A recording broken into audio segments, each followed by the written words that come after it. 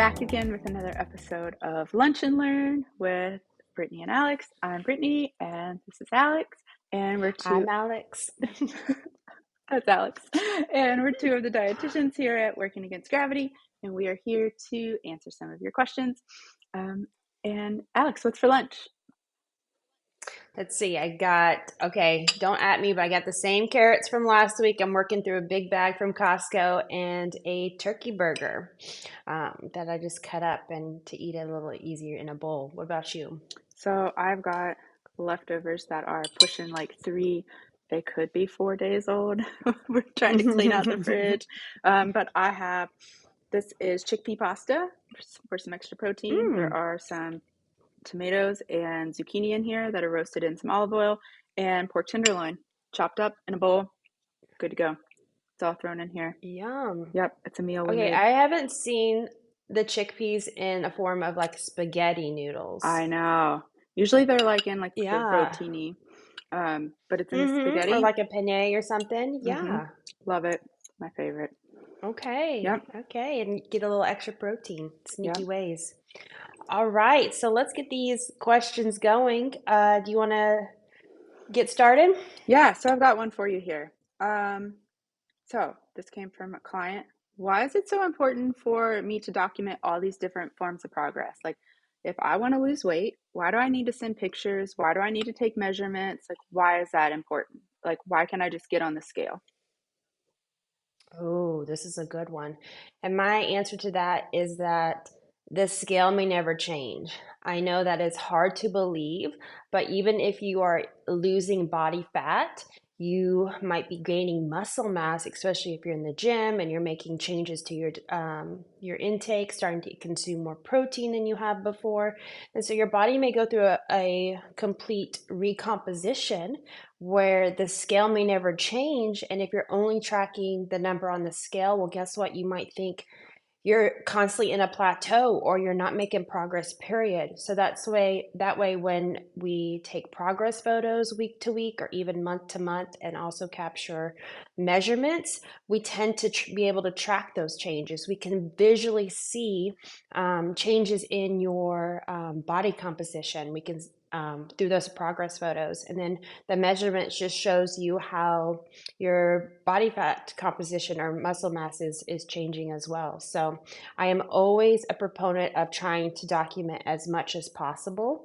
Numerous measurement sites if you want to, if you know that your body holds weight in different areas, photos from all different areas, and then even tracking things like in the gym. It doesn't even have to be body related. You can track progress in the gym if you're getting stronger, if you're lifting more weight. That is obviously progress, just to name a few. So, yeah, definitely track as many data points as possible. I love that. I think we need wins whenever we can get them, right? Like, maybe the scale isn't moving. Like, I always like to tell people, like, you don't have control over the scale. Like, it's going to do what it's going to do. Yeah. And it's not important. You're the only person that sees that number. It is not important. Yeah. Oh, that is so true because we never wear the number of our body on our forehead. So it's like you could possibly never ever tell anybody your weight, but they can visually see that you've lost weight. And so even asking for people's opinions, say, hey, have you noticed any changes? And sometimes they can see not sometimes, but your friends, your family, they see all sides of you. Like, it's hard to see your backside, personally. So, somebody might see like, yeah, your body is changing and I can clearly see that, or how your clothes are fitting. So, I just always love just looking at everything else. Yeah. So, okay. So let me ask you one. Here's one that I got from one of my clients here recently. What's the deal with fiber and why is it so important? So if you worked with us, you know that we'll ask you oftentimes if you're tracking macros to track protein, carbs, fats, and then also the one micronutrient that we ask you to track is fiber.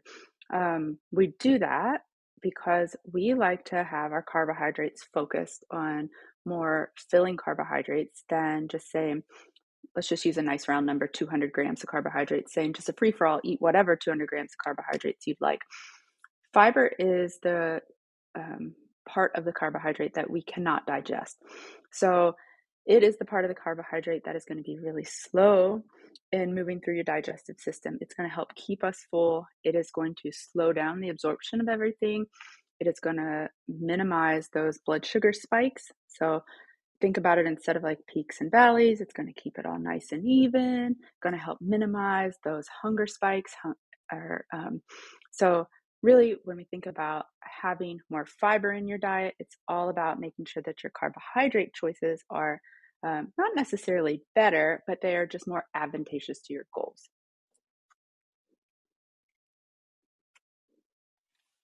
Ooh, good one.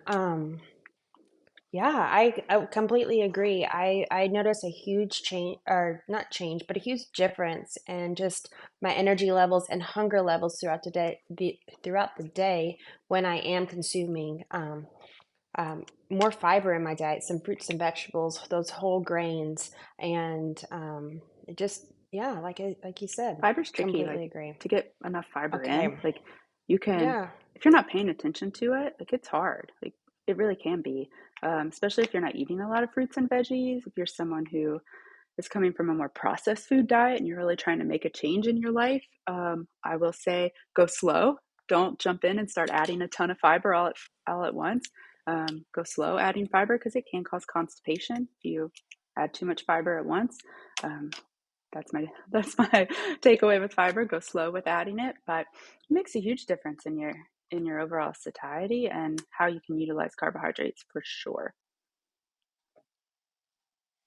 Okay, so I have a question for you. But what if you don't like fruits and vegetables? How can you get enough Yeah, fiber? so there's I always tell people you can look for fiber hacks. So there's fiber is a lot of times fortified in a lot of our diet, a lot of foods, but you know, if you don't like fruits and vegetables, chances are you're not going to be a whole food fanatic where you're not worried about processed foods. But a lot of wraps, tortillas, whole grains, those type of foods are going to have a lot of fiber in them. You know, protein bars are going to have fiber in them. Those type of foods. It's going to be easy to look for, like the Mission tortillas, those food wraps.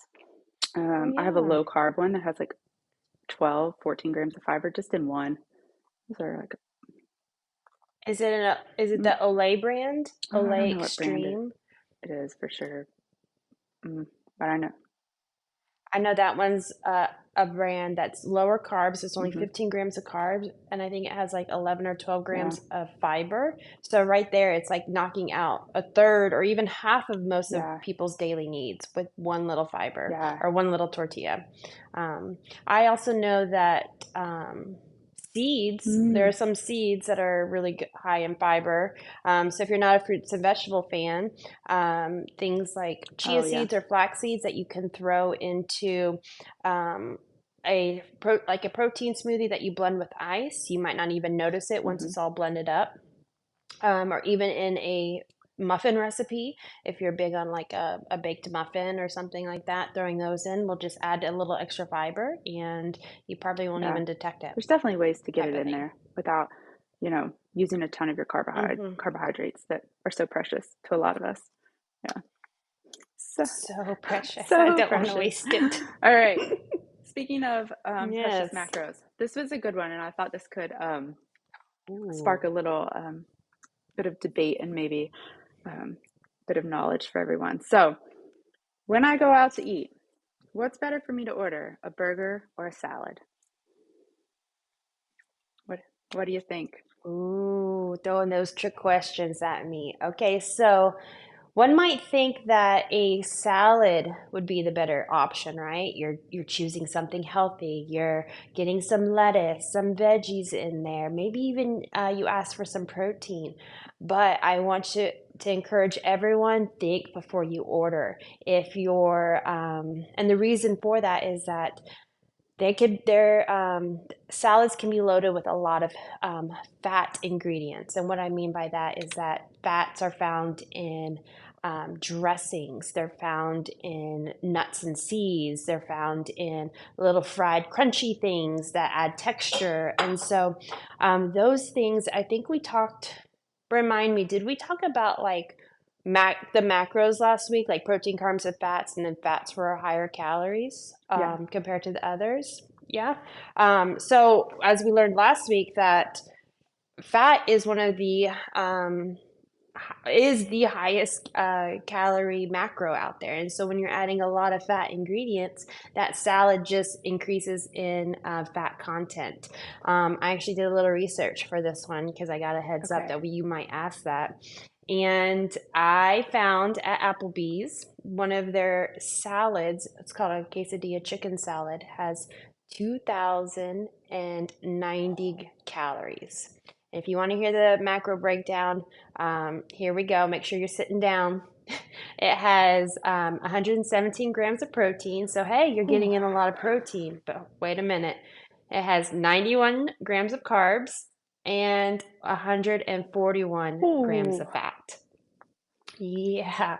Yeah. So I'm sure it has something like cheese. It has some kind of dressing. I bet it has, maybe even some, it's definitely made with some kind of fat, some kind of, anyways, I just think the ingredients are wild. But then I also look to see, okay, is the burger any better? Is just restaurant portions just crazy? Well, actually, the highest calorie burger on the menu doesn't even touch this salad.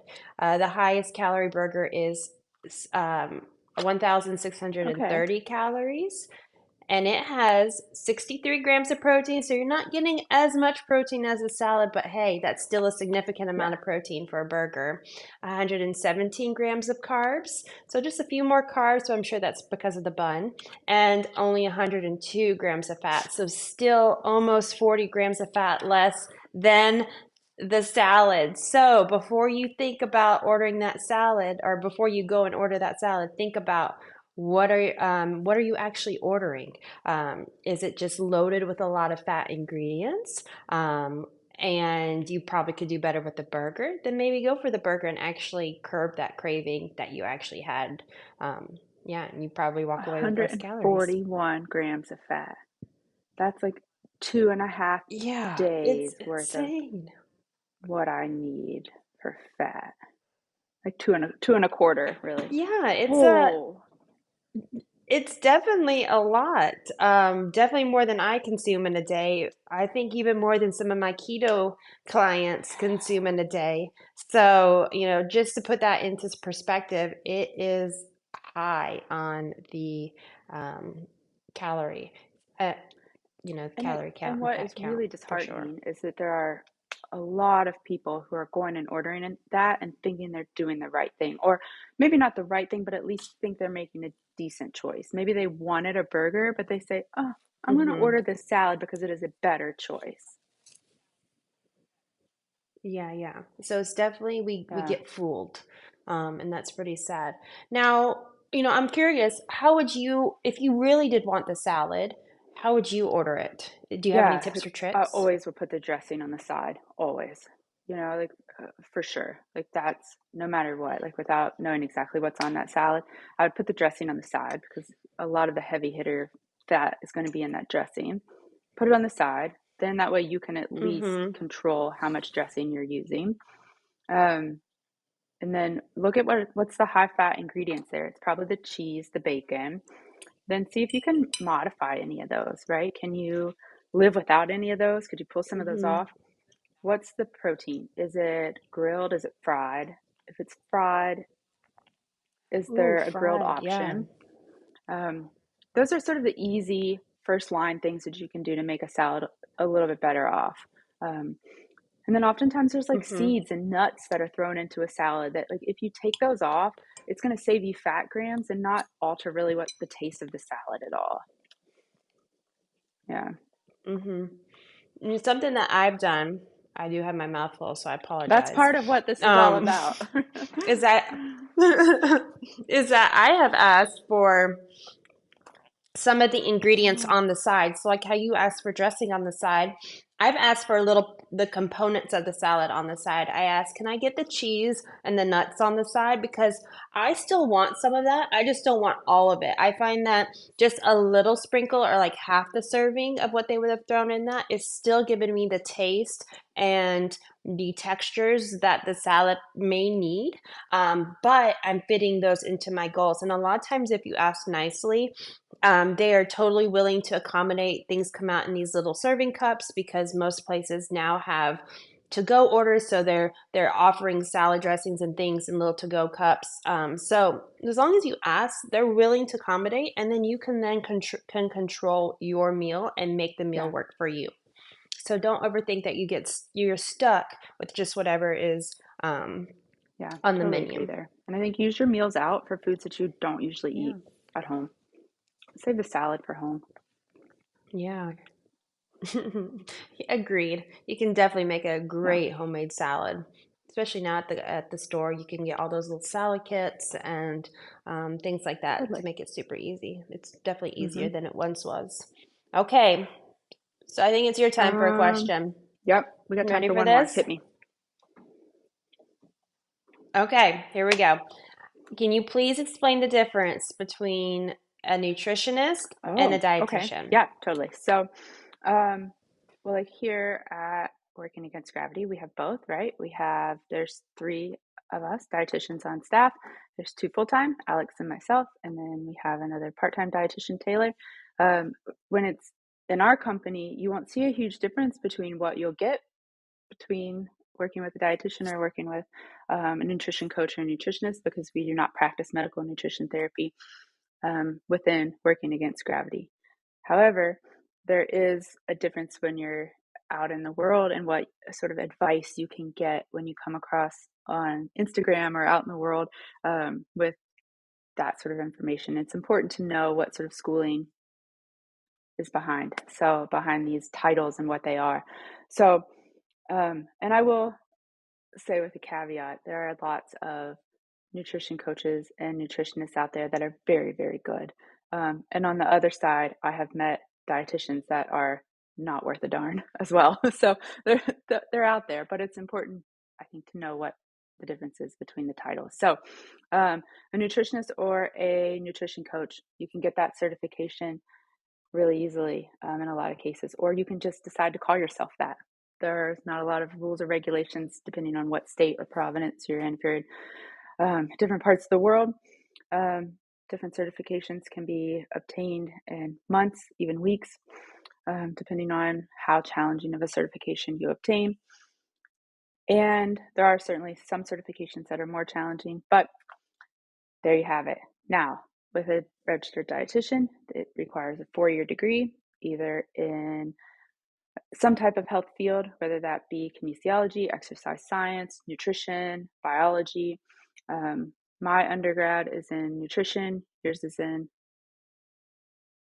nutrition as well. Mine's also in nutrition. And then now you also have to have a master's degree. Your master's degree can be in nutrition, biology, exercise physiology. It can be in many different fields. Once you have a master's degree, you also need to do a supervised practicum that ranges from anywhere from 1,000 to 1,200 hours.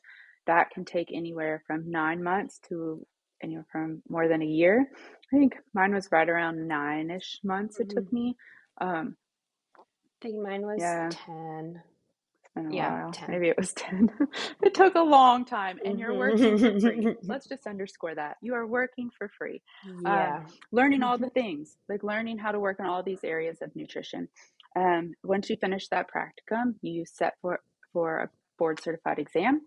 And once you pass that exam, you are a registered dietitian. And for the rest of your life, you need to do continuing education to keep that certification. So, and then depending on what state you reside and what state you would like to practice in, there are different licensures. I know I live in Pennsylvania. There's a state licensure here. There's Alex lives in California.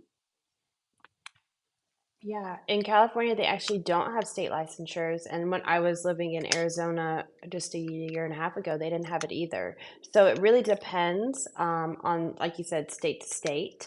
But there are some states that are much stricter than other states in terms of what you can even do as a nutritionist versus a dietitian. So I know you said as WAG coaches, we don't practice medical nutrition therapy, but as WAG coaches, we can do a lot of things, do macro prescriptions, things like that. Even in some states, you're not allowed to do that. So it's very interesting. Or yeah, it can Yeah. be tricky out there, And I should you say. brought up something that I should have touched on in the beginning. One thing that we do practice at WAG that is solely under the dietitian scope is our meal planning. Um, no matter where you are in the United States, Oh at least, yeah. you cannot create a meal plan for a specific person without being a registered dietitian. So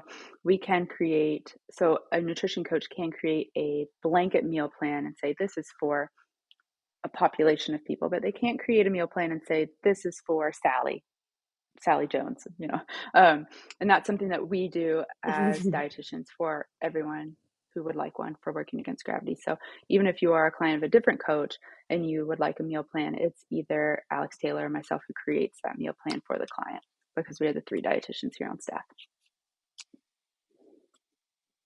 Okay. Ooh, I have an idea, Brittany.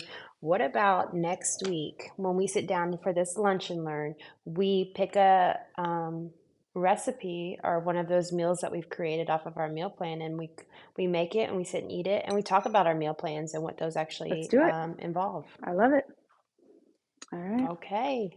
All right. Well, we'll plan on meeting here next week, and that will be our topic. And we All forward to right. seeing you Thank you guys. guys, and we'll see you next week. Bye. Bye.